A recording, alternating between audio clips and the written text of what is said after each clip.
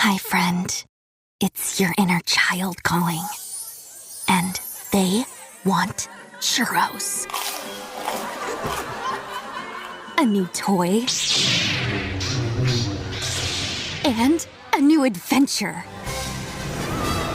Or maybe 5. With the bestest besties on Earth. Find your moment at Walt Disney World Resort.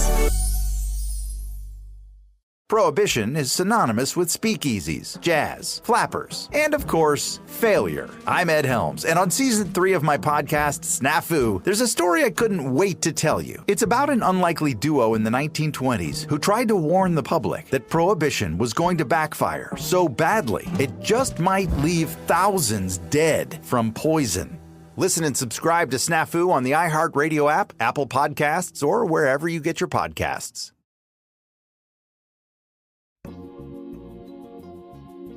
Hello. From Wonder Media Network, I'm Edie Allard, Senior Brand Studios producer at Wonder Media Network and your host for this episode of Womanica. This month, we're talking about architects. These women held fast to their visions for better futures, found potential in negative space, and built their creations from the ground up. Today, we're talking about a visionary architect whose work proves that design isn't just about aesthetics. It's about people, community, and empowerment. Let's talk about Patama Roonrakwit. Patama was born on February 22, 1968 in Thailand. Her creativity and imagination developed at an early age. Her parents encouraged her by designating 2 walls of their home for Patama to draw and paint on freely. Patama took her talents from 2D to 3D when she started building her own toys. She was always drawn to tiny houses. She'd commandeer newspapers, broomsticks, and stray boxes to create little villages.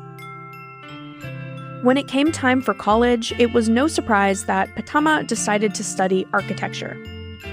What was perhaps surprising was the type of architecture she decided to do.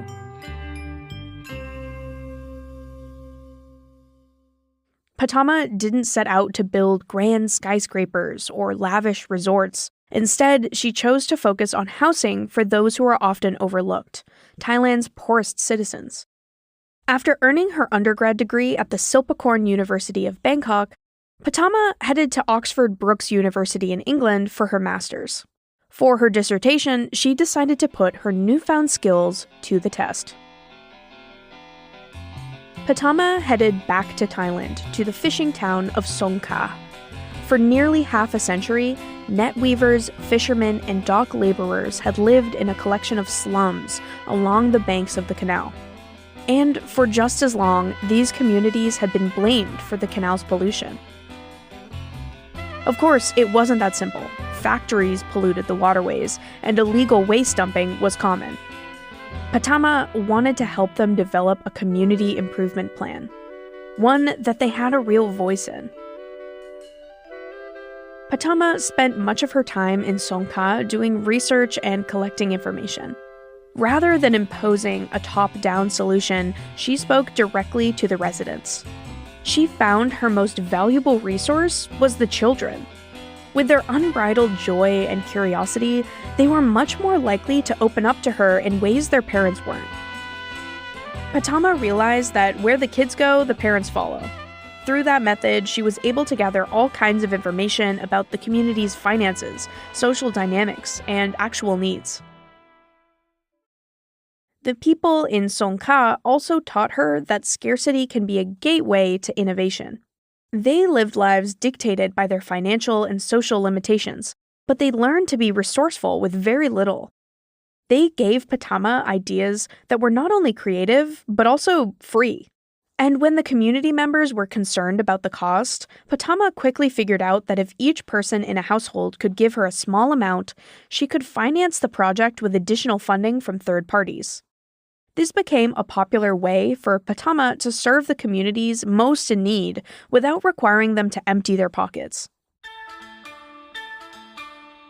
After receiving her master's, Patama founded the Bangkok-based design collective, Community Architects for Shelter and Environment, otherwise known as CASE.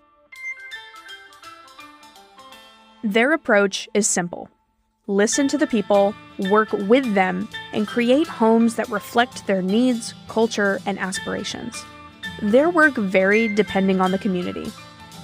For a project in the center of Bangkok, they rehabilitated 78 families living in the slums. In East Bangkok, they transformed a market dumping ground into a playground for children. It later evolved into a community garden and library.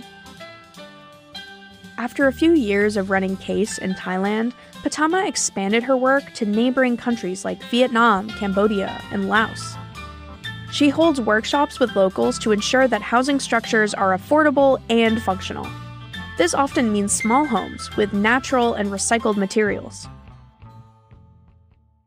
Patama believes that she was truly meant to do this kind of work. She said, "It was my destiny and my intent to do architecture development. At the time, or even now, few architects work on slum or poor housing development. I would like to see poor people have a better living standard and quality living, which is a right every people should be able to afford." As her work has evolved, Patama has expanded who she works with. She's adamant in her belief that architecture is not only for rich people, it's about all people and solutions for living. Because of her clientele, she focuses on function, less waste, cost-saving, and environmentally friendly products. She's taken a zero-waste and zero-budget approach because sometimes these people have nothing. When the devastating tsunami hit Thailand in 2004, she designed shelters for people living in Phang Nga, a southern province hit especially hard. After 40 projects and 20 years of spearheading underprivileged housing development projects for the poor in Thailand, Patama was selected as one of 10 women architects in the final round for the Arc Vision Prize in 2015. This award honors innovation and sustainability. It emphasizes technological advancement, resource efficiency, and social responsibility. Although she didn't win, Patama received an honorable mention in the Women in Architecture category. The jury called her an architect of hope. Patama's work teaches us that architecture is about people. In an interview, she said, "I don't believe I can do everything and save the world, but I allow people to think for themselves and be their own catalysts." All month, we're talking about architects. For more information, find us on Facebook and Instagram at Womanica Podcast. Special thanks to Jenny and Liz Kaplan for having me as a guest host. Talk to you tomorrow.